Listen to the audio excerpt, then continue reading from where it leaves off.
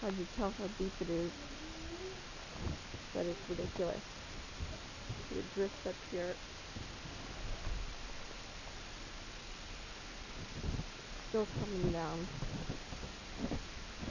And I think last weekend we were gardening and it was 25 above. I'm not even going to attempt the stairs. Can't even see Shawnee's sandbox. But, oh, there's a robin all puffed out in the tree there. Easy for little face. Aww.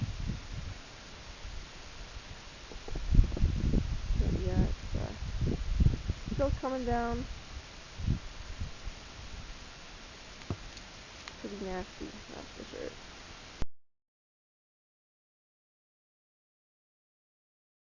There's up front.